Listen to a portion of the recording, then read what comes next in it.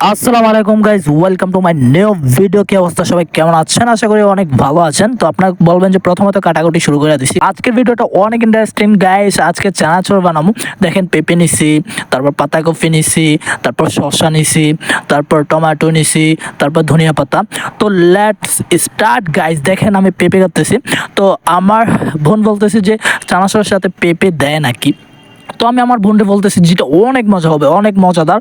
তুই একবার খা, খাওয়ার পর বুঝতে পারবি। সো গাইজ, চলেন পেঁপের সাথে আরো কি কি না মিক্স করি চানাচুরের ভিতরে।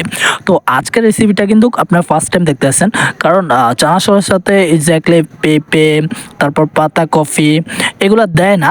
তারপর আমি দিছি ভাগিনারও অ্যাড করে নিলাম, কারণ আমার লেট হইবার পিছিয়ে বলতেছে যে কখন হইব কখন হইব। তো দেখেন গাইজ, আমি পেঁপেরে কুচকুচ কুচকুচ করে কাটতেছি। যাই হোক, আমার ভাগিনা তো অনেক ফাস্ট কাটতেছে, যা দেখে আমার বোন হাসতেছে। সো বলতেছে যে এত ফাস্ট কাটলে তো ভিডিও শেষ 20 মিনিট 25 মিনিট হয়ে যাবো।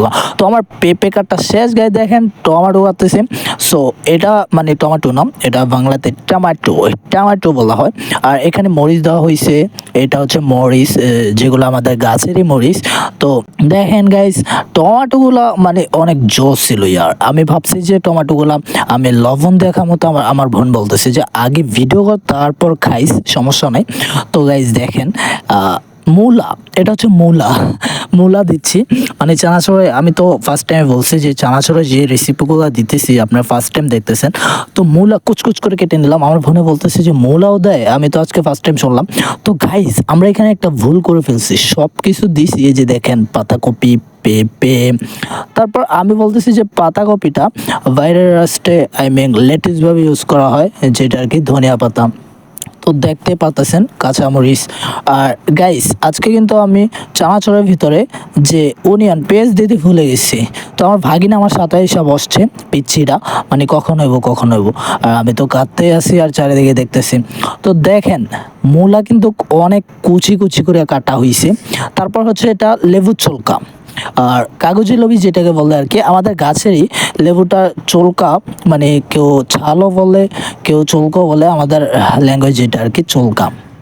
তো আমার ভাগিনা অনেক ফাস্ট কাটতেছে, দেখেন মরিচ কাটতেছে, ধনিয়া নিতেছে। ওফ, মানে ওকে আনছে আমি ফার্স্টের জন্য, বাট ও আরও লেট করতেছে। যাই হোক, একটু তো করতেছে।